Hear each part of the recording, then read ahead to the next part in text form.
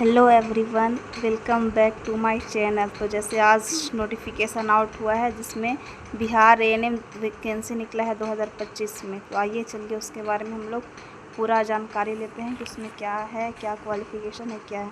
तो ये किसके तहत निकला है? एनएचएम के तहत निकला है, एसएचएसबी के तहत। जिसमें एएनएम भर्ती में टोटल कितना सीट है? 5006 पदों की संख्या है, जिसमें 3 अलग अलग प्रोग्राम्स है। पहला है एएनएम एचएससी मतलब हेल्थ सब सेंटर पर टोटल कितना सीट है? 4197 सीट है। और दूसरा है एएनएम आरबीएसके, इसका मतलब होता है राष्ट्रीय बाल स्वास्थ्य कार्यक्रम। तो यहाँ पर टोटल जो सीट है वो 510 है। और तीसरा है एएनएम एनयूएचएम, तो यहाँ पे जो टोटल सीट है वो 299 सीट है। इसके लिए क्वालिफ़िकेशन क्या है? तो आइए चलिए देखते हैं गाइस। तो क्वालिफ़िकेशन होना चाहिए 10th और 12th, उसके बाद 2 ईयर का डिप्लोमा, वो भी एएनएम का। और इसमें भी जो बीएनआरसी में रजिस्ट्रेशन है वो होना ही चाहिए, ये तो अनिवार्य है। और इसका एज लिमिट है, ये एज लिमिट के बारे में जानते हैं। तो 1/8/2025 के अनुसार जो है मिनिमम एज होना चाहिए 21 ईयर मतलब 21 साल।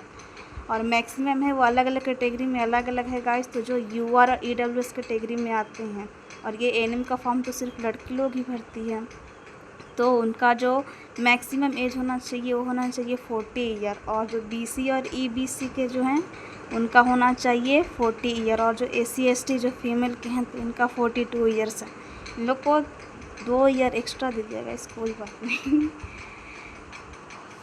इसका जो ऑनलाइन डेट है वो कब से स्टार्ट होगा? तो 14/8/2025 शाम 6 बजे से स्टार्ट होगा गाइस। और जो लास्ट डेट है वो 28/8/2025 तक है। हो सकता है इसका डेट भी आगे बढ़ सकता है, टाइमिंग भी है। ये 6 बजे से ही स्टार्ट है और 6 बजे तक ही लास्ट होगा। इसका जो सैलरी है वो 15,000 पर मंथ है। और चलिए इसके बारे में आगे जानकारी रखते हैं कि डॉक्यूमेंट क्या क्या लगेगा। डॉक्यूमेंट में पहला है 10th और 12th का सर्टिफिकेट, और दूसरा एएनएम का मार्कशीट, मार्क सर्टिफिकेट होता है वो भी। और तीसरा है एएनएम रजिस्ट्रेशन सर्टिफिकेट, जो बिहार का ही हो, क्योंकि बिहार का निवासी होना भी इसमें अनिवार्य है। चौथा है हमारा आधार कार्ड लगेगा। और पाँचवा है जो जातीय आवासीय आय प्रमाण पत्र होता है वो, जिसका ईडब्ल्यूएस होगा, ईडब्ल्यूएस लगाएंगे। और हमारा छठा है photo signature, mobile number, email ID भी होना चाहिए। और अगर सीट की बात करें कैटेगरी वाइज, तो वो तो हम लोग को देखना था गाइस कि कैटेगरी वाइज इसमें सीट कितने हैं टोटल। तो इसमें एएनएम जो हेल्थ सब सेंटर है उस पर जो अनरिजर्व्ड में है वो 2231 सीट है। ईडब्ल्यूएस में टोटल हैं 420, और एससी का जो है वो 609 है, एसटी का 53 सीट है, और ईबीसी का है 603, बीसी का 104 और डब्ल्यूबीसी का 177। तो टोटल जो हेल्थ सब सेंटर के लिए सीट है वो 4197 सीट है। और जो राष्ट्रीय बाल स्वास्थ्य कार्यक्रम के तहत जो सीट है वो अनरिजर्व्ड में 224 है, ईडब्ल्यूएस का 51 सीट है, एससी का 118 है, और एसटी का 8 सीट है, ईबीसी का 87 सीट है, आरबीसी का इसमें सीट नहीं है, और डब्ल्यूबीसी का 22 सीट है। तो टोटल इसमें हो गया 510 सीट। और जो अब एएनएम एनयूएचएम के तहत देखें तो इसमें अनरिजर्व्ड में 123 सीट है, ईडब्ल्यूएस में 25 है, एससी में 48 है, एसटी में 5 सीट है, ईबीसी में 70 सीट है, बीसी में 21 है। इसमें है मतलब जो एएनएम है राष्ट्रीय बाल स्वास्थ्य कार्यक्रम के तहत उसमें सीट नहीं है, लेकिन एनयूएचएम और हेल्थ सब सेंटर में है। और डब्ल्यूबीसी में भी 7 है। तो इसका टोटल सीट हो गया 299। और हम लोग का टोटल कितना सीट है गाइस? 5006 सीट है। तो चलिए आगे इसके बारे में।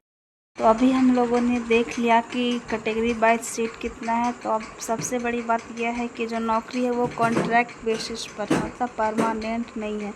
नोटिफिकेशन में भी लिखा है कि यह पद एनएचएम के तहत कॉन्ट्रैक्चुअल्स है, मतलब जो सालाना है वो परफॉर्मेंस के आधार पर होगा। काम अच्छा होने पर कॉन्ट्रैक्ट रिन्यू हो सकता है, लेकिन यह परमानेंट नहीं है। इसमें जो सैलरी है वो फिक्स रहेगी। और एग्ज़ाम जो है वो कंप्यूटर बेस्ड के अकॉर्डिंग ही होगा। और इसमें जो है सबसे बड़ी बात वो है नेगेटिव मार्किंग नहीं होगा। अभी हम लोगों ने क्या क्या देखा कि एनएचएम के तहत है, एएनएम का जो सीट निकला 15,000 इसका क्या है सैलरी है। और ये सब अभी सीट्स के बारे में भी हम लोगों ने बात किया। यहाँ हम लोगों ने एज भी देख लिया। तो अब इसके आगे क्या है और आरंभिक डेट, इसका मतलब कब से ये स्टार्ट हुआ, कब तक डेट है। हो सकता है डेट आगे भी बढ़ सकता है, तो इसमें घबराने वाली कोई बात नहीं है अभी। और ये सब जो जाति, अनुसूचित जाति और अनुसूचित जनजाति के लोग हैं, उन लोग के लिए प्रमाण पत्र स्थायी निवास होना भी अनिवार्य है। ऑनलाइन समझ पिछड़ा वर्ग, अत्यंत पिछड़ा वर्ग मामले में निम्नलिखित जमा करना अनिवार्य, मतलब जाति आवासीय जो है वो सब जमा करना है इसमें। जिस जो पिछड़ा वर्ग है, अत्यंत पिछड़ा वर्ग है, उन लोग का भी। और जो EWS जिनका लगता है वो अपना EWS जमा करेंगे, वो इसमें दिया गया है। और ये दिया गया है कि आप लोगों का शुल्क कितना लगेगा, मतलब ऑनलाइन करने में कितना पैसा लगेगा। जो अनरिजर्व्ड है या EWS वगैरह अत्यंत पिछड़ा वर्ग, उन लोग के लिए 500 रुपये आवेदन शुल्क है। और जो अनुसूचित जाति हैं, अनुसूचित जनजाति, उनके लिए 125 है। और जो दिव्यांग जाति के लोग हैं उनके लिए 125 रुपीज़ हैं। और इसमें क्या है, अभ्यर्थी कंप्यूटर बेस्ड टेस्ट होगा, अंकों का दिमाग कितना होगा, 80 अंक होगा इसमें। और एक ये 20 अंक होगा, इसमें कुल होंगे 100 अंक। और यहाँ पे साफ लिखा गया है कि नेगेटिव मार्किंग जो है वो नहीं होगा, नेगेटिव मार्किंग नहीं होगा। और इसके बारे में और अदर नॉलेज के कमेंट कीजिएगा। और आज वीडियो अच्छी लगी तो हमारे चैनल को सब्सक्राइब कीजिएगा। Thank you.